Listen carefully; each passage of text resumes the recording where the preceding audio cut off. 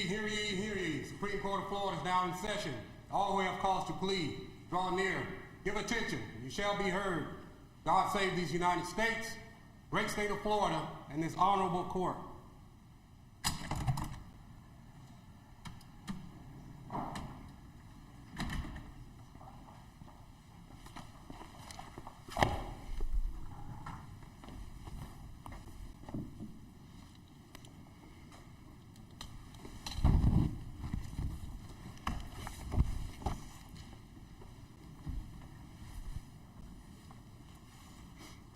Ladies and gentlemen, Supreme Court of Florida, please be seated. Good morning. Welcome to the Florida Supreme Court. Just a couple of different groups, but to the right, I would like to welcome our teachers attending the Justice Teaching Institute this entire week here at the Florida Supreme Court. There are 25 teachers from 18 school districts participating in the Institute this week, and the Institute is a whole week long where they visit and learn about the state courts and the appellate process using a case study approach. The case we're going to hear today, they have been studying it. And to the left here, my understanding is that we have leadership St. Petersburg, is that correct? Okay, well, welcome aboard. And counsel, with that in mind, you ready to proceed? It's the case of the state of Florida versus Christopher Markus. Thank you. Good morning, and may it please the court. My name is Matthew Pavis, and I represent the state of Florida. I will be reserving 5 minutes for rebuttal. A brief overview of the facts in this case. Defendant was seen on a public street smoking what an officer believed to be a marijuana cigarette. The officer attempts to approach the defendant and investigate the smoking. The defendant flicks the marijuana cigarette under a car and starts to back away. The officer makes repeated requests for the defendant to stop so he can investigate what he believes to be marijuana smoking, and the defendant ultimately runs into a garage. The officer and another officer... Let me ask you this before you go too far on these facts. You said he runs into the garage. Was he backing into the garage, or had he turned around and started... Because I thought I understood that he was, backing away from the officer and backed into the garage. Is that not the case? There was a dispute factually in this case about whether or not, at least at the suppression hearing, about whether or not he had backed into it or if he had run into the garage. And the trial court sided on the credibility side with the state's officer that said he ran into the garage. And the First District Court of Appeals opinion appears to also agree that he ran into the garage. For purposes of the question of hot pursuit, would it make any difference if he slowly backed into the garage, or whether he just backed and ran away? It would make no difference, Your Honor. And you hit the nail on the head from Santana, as it is in defining hot pursuit. It can be a very brief pursuit in the case of Santana, which obviously petitioner relies on quite heavily in its brief. There, the officer, the person was on I believe the phrasing was like one step would have put them outside the door, one step would have put them inside the door, and that's where the hot pursuit, and they call that a true case of hot pursuit. Well, let me ask you this. At the point when the defendant starts backing away or running away, whichever, from the officer, did the officer have probable cause to arrest the defendant? Yes, Your Honor, and that would be based on the fact that he had witnessed him smoking what he believed to be a marijuana cigarette, and I think really where the probable cause would come in this case was that he then got the odor of marijuana, and he was attempting to investigate why he threw that under a car when he went there, so he certainly had probable cause for that. But then when he orders him to stop, I think it was multiple times, and then he runs into the garage, or even if he backs into the garage, he also has resisting an officer without violence. Now, just to make sure I understand this, from where the officer saw the defendant to the garage or the rec room, we're talking about 10 feet, 50, I mean, we're not talking about this was going to be a long chase from one place to another, correct? Yes, Your Honor. Okay. The other question I have is that at the point, and in answer to what Justice Quince asked, at the point when he had observed what the officer considered to be a marijuana cigarette, did he say, "Stop, you're under arrest," or what did he say to the defendant? What does the record show, and what did the trial court find? I believe it was that he said that stop was the term that he used. I don't think there was ever any indication that he was under arrest. I know that And at that point, he had already flicked the cigarette. Yes, that appeared to have happened upon approach. Okay, one other question about what's relevant or not. After they come running into the rec room, apparently they just go through the whole house, and is that anything that happens after they are going to detain him or arrest him? Is that relevant at all to the issues before us? Because it was sort of shocking, frankly, about what happened to the other inhabitants in the house. Well, and really where this happened was in a garage, and that's the end of the factual scenario from my point of view, is that he went into the garage and they made the arrest. You keep using the phrase garage. Are you attempting to use that in some way to bolster your argument? Because this is very clearly, it had a pool table, it had couches, and it may have had a wheel or a grill or something, but because one socioeconomic position may combine, as it does many homes in Florida, the use of that space for multiple purposes. Are you using that? You've emphasized garage multiple times, so I'm trying to understand why.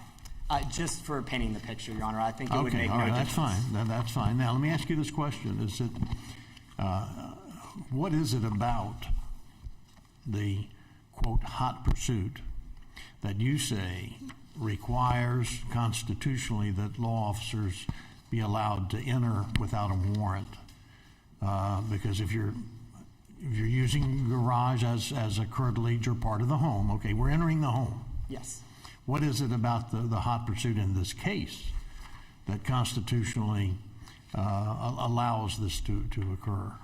And really, I think the answer to that question is that under hot pursuit, and the line of cases as the United States Supreme Court has applied hot pursuit, and in compliance with our Constitution's conformity clause, what we have here ultimately is that the First District Court of Appeals expanded the Fourth Amendment's protection by adding this dangerousness element in order to get within the garage. But isn't that part of, or is it part of, the analysis when one determines whether there is such a circumstance that we ought to allow government to enter the home of a Florida citizen? It is not the requirement, Your Honor. I say it's a requirement. Is it one of the elements that courts should look to? Or is this just of no moment whatsoever? It is not one of the elements the court should look to, and we get that from Santana. And really in Santana, what the holding was that a person who is being validly arrested in a public place, and they attempt to thwart that arrest by the expedient of escaping to a private place, does not get that benefit. But he didn't. Here's why, again, I asked you about, did he know he was under arrest? If we presume innocence and that we're dealing with a marijuana cigarette, we're not dealing with somebody that was in the process of selling guns or trading guns or in a robbery or a burglary. It seems that this idea that the Fourth Amendment, which does protect the sanctity of the home, the question is that the safety of the police and community are usually what is front and center when we look at warrantless searches, and here a warrantless arrest. Certainly, is there an exception where, because you're arresting for a misdemeanor that is nonviolent, and that you can go into a home and then proceed to do whatever else they did there? And isn't that the balancing but that I think that the First District was looking at? And so how does that square with what you're saying Santana said? Well, the balancing doesn't have to occur within the facts of this case. It doesn't matter that this was a misdemeanor offense because the arrest was going to be initiated, or could have been under probable cause, initiated in public. And this kind of gets into the interesting gray area where we are, because we know in Payton you need to have, you can't do a warrantless arrest in a home. And then we also know from Watson, which was relied on in Santana, that you can arrest in a public place where you have probable cause. So couldn't they have just said to him, please come out, you're under arrest for possessing a marijuana cigarette? I mean, wouldn't that be the next step? That would have been potentially a good scenario. We maybe would not have been here had they done that, but they were not required to do that. I want to ask you about the whole question of the gravity of the crime that he supposedly committed. And the courts talk about that going into somebody's house without a warrant pretty much says you better have a good reason. And what the police is suspecting the person of better be something grave. Here, this guy was smoking a marijuana cigarette. I mean, perhaps back when I was growing up in the 70s, that may have been like a capital offense. But today, it's not viewed in such a way, and it's like a misdemeanor, not a jailable offense. Do you think that the crime that was supposed to be committed was sufficiently grave to justify entering somebody's home without a warrant? I do not think that this was necessarily a grave crime, but I don't think that is part of the analysis, and that comes from... Have you read, I know you've read it, Welsh. Yes. And that's exactly what Welsh instructs. The United States Supreme Court has instructed that home entry should rarely be sanctioned when there is probable cause to believe that only a minor offense has been committed. That in Welsh was not specifically addressing hot pursuit, and we know that from its opinion that it says it was not it's a hot pursuit case. But also, and that's where the petitioner's reliance on Sims comes in, because in Sims, after Welsh, the United States Supreme Court clarified. They said, nothing in the opinion establishes that the seriousness of the crime is equally important in cases of hot pursuit. Which case are you reading from there? That would be Stanton v. Sims. Well, that's not even a criminal case, is it? No. That's a 1983 case, and the standard is totally different, isn't it? Yes, it is. But so we're looking to see whether it is so clear that this officer has violated the constitutional rights of a citizen to allow a civil cause of action. Yes. So there's not is there a criminal case after Welsh that uses the same kind of loose language that you've just... Not from the United States Supreme Court. Right. Well, that's what we're looking to see, right? I mean, for a conformity clause. And just going back to what we were talking, the Fourth Amendment, and I agree, because we have that our state constitutional amendment must be construed in conformity. But if I read all Welsh and the other cases that have been relied on by the First District and the respondent, we're talking about unreasonable searches and seizures, and the idea that there has the exception of saying hot pursuit is based on there being an exigency, right? Exigent circumstances. So how does that you're saying the blanket rule is that if there's going to be an arrest, that there doesn't need to be a warrant for the arrest. They're justified in going after the misdemeanor, no matter into the home. Yes, Your Honor. And I think Santana kind of highlights this, because even the dissent in Santana recognizes that entire opinion where they're discussing this arrest in a public place and then retreat to the expedient of a private place, they never once in the majority decision mention exigent circumstances. It seems quite apparent that they are not considering even the exigency of this circumstance within their holding. What they're trying to find, or what they're finding, is that when an arrest begins in public, and it's a lawful arrest pursuant to Watson, which means that it's a felony or a misdemeanor which occurred in the presence of an officer, that then they are justified in going into the private place.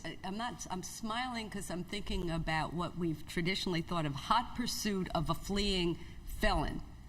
That the idea that someone's committed a crime and now they're off and running and the police are pursuing them. And now we have this situation where we've got a defendant who is either backing or walking or something about 10 feet into his home. And I just don't know how you have made that leap, that the exception to the Fourth Amendment that talks about hot pursuit applies in this situation? Because even the definition of hot pursuit from Santana, and I think they applauded the But district. didn't Santana involve felons? Yes. Isn't there a difference between felons and non-felons? Not for purposes of hot pursuit, although the case was discussing felons, and that's where Sims's reliance comes in again, because they make it abundantly clear that nothing in Santana was limited to felonies. Their opinion does not limit it to felonies, and that comes from the analysis in Sims. But didn't Welch talk about jailable and non-jailable Yes, and misdemeanors? I think that is a great point, though, and that's why Welsh is really not on point, because even the issue as framed in Welsh was about whether and if under what circumstances the Fourth Amendment prohibits law enforcement from entering a home for a non-jailable offense. Well, and let me just clarify something here. There's no dispute here that the offense in question was a jailable offense.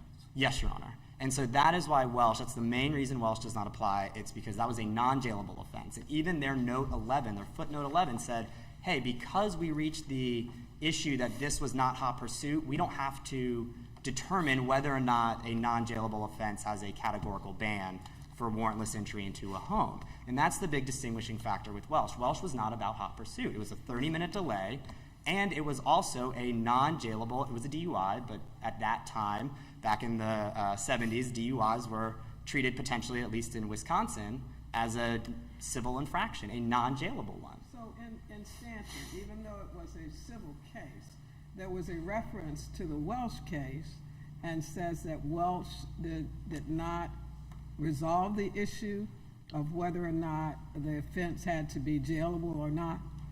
Is that essentially what Stanton says? Yes. They say that we have not determined this one way or the other, and I think that's something that I'm learning the Supreme Court likes to do, is if they don't have to reach the issue, they don't necessarily reach it, and they, in Welsh, did not have an issue of hot pursuit. And really, when we look at what the 3rd District has done here, they have interpreted in cases of very similar factual scenarios on misdemeanors, they have said, look, Santana applies, and it says you can't avoid arrest by escaping to the expedient. And they cite to Santana, and they distinguish Welsh away because that wasn't hot pursuit. Well, let's do the whole scenario, because we know that if law enforcement is properly within the home, they can clear the area for officer safety. Mm-hmm. So Justice Periente had sort of hinted this is pretty reprehensible going through the home, but that is allowed if we allow law enforcement to make the entry. Mm-hmm.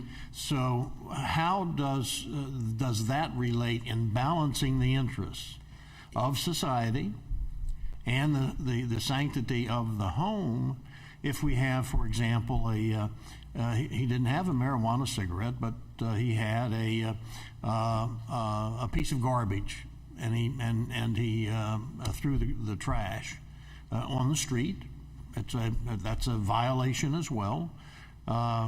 And then walked inside. So under that circumstance, this case, in your view, would allow police officers to enter the home of citizens and go throughout the house on throwing a piece of garbage down.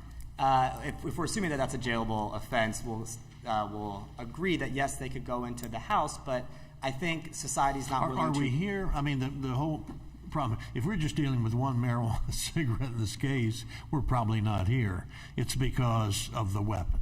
Exactly. That's Absolutely. The elephant in the room that Yes. we're dealing with. But there's no hint that the officers saw or were aware that was part of the scenario as this whole thing unfolded, right? Yes, there's no evidence to support that. But where the defendant attempts to retreat into his home, I think he loses, and society would be willing to recognize that you lose that reasonable expectation of privacy when you lead law enforcement on a chase into your home. But I guess the question then was, and I see here in your rebuttal, is that they had an option, which is they could secure the home and obtain a warrant.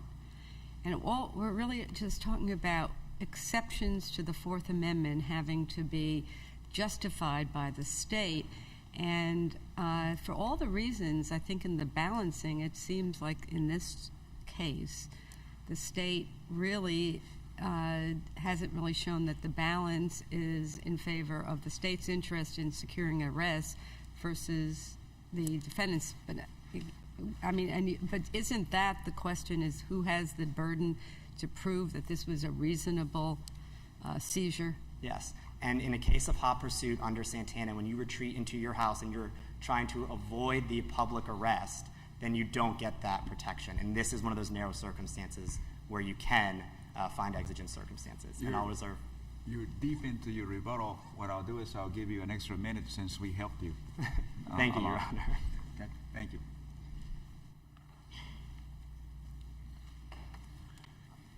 Good morning, Justices. Matthew Kaczurgis on behalf of Christopher Markus.